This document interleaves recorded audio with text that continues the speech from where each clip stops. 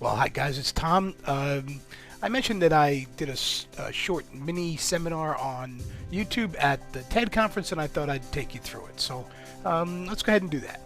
So I started off with a 1-minute resume of myself. I've got a PhD in clinical and social psychology, and the first part of my career I spent working in the mental health field.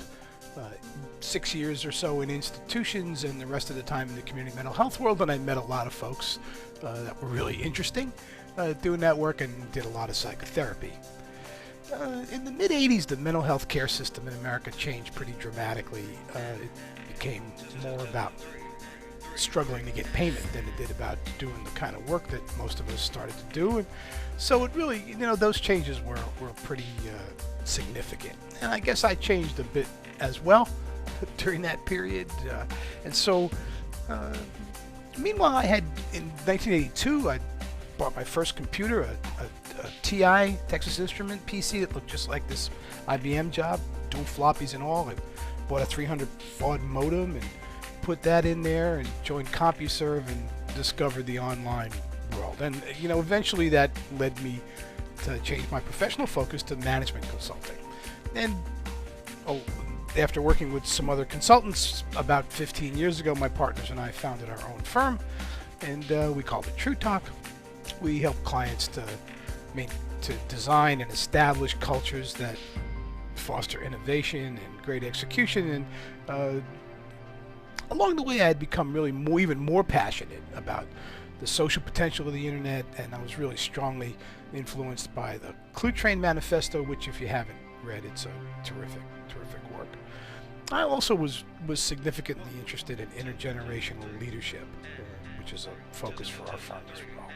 Meanwhile, all this Web 2.0 buzz started to come around, and so in May of 2004, I started a blog and have been blogging ever since.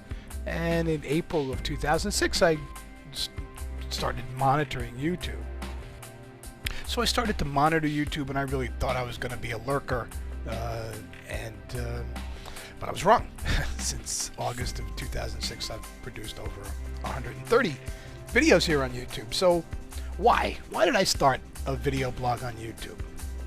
Well, like I said in the presentation, look, I'm a management consultant, and management consultants are really not able to talk to 3 or more people without presenting the obligatory 2x2 matrix. And so if we take a look at this matrix, on the y-axis of the matrix, we have personal and business reasons to answer the question, why YouTube? And on the x-axis, we have the watch and produce, and each one of these, that gives us 4 quadrants really to talk about. And as you see, I've got this red line going from lower left to upper right that I called the axis of impact. What that means, of course, is that I think there's great impact to be had as you move in that direction, and lurking in the background all the time, of course, is this Web 2.0 business. So for me personally, let's take a look at my own journey, and we'll start in quadrant 1. I mean, this is, as all of us know, it's Peter, geriatric 1927, who really was the first, along with Lonely Girl 15, really the first YouTube star. And Peter was more than just a YouTube star. He was a cultural phenomenon. If you take a look at the numbers, these are numbers that I got just before the presentation, but since August of 2006, Peter had made, at the time I made this, 65 videos, had over 5 million views, was the number 7 most subscribed of all time on YouTube. And the question that I asked people is, why do you suppose that is? Why do you suppose that a 79 going on 80-year-old man from the Midlands of England has all of this interest? And I think Peter's success, if you will, on YouTube has been an indication of a significant cultural phenomenon, which is people wanting to connect with people across space and across time, and to learn about people different from themselves.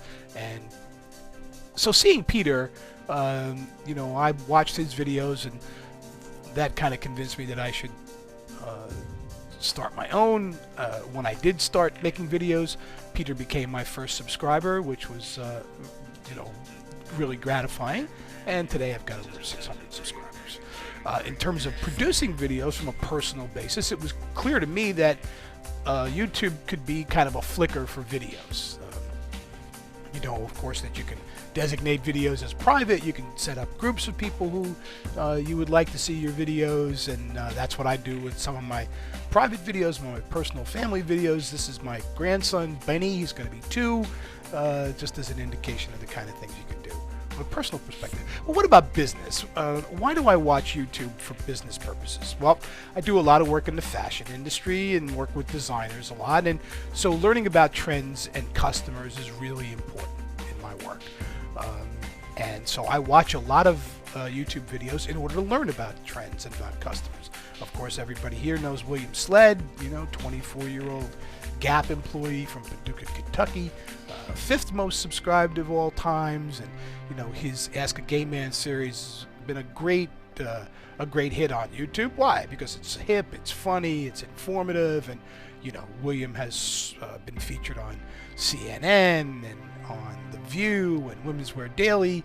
So, it's a pretty clear way to learn about things. How about producing videos? Why do I produce videos for business purposes? Well, I really saw my YouTube channel as an extension of my blog. That the things that I talk about here are also things that I've talked about on my blog, and a way to interact with people about ideas that are important to me from a business perspective.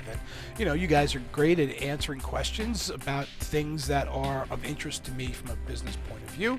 This particular video, you may remember, I made about GM vehicles and asking you if you would buy one or what you thought of them, and this is something that I've been blogging about for a couple of years as well.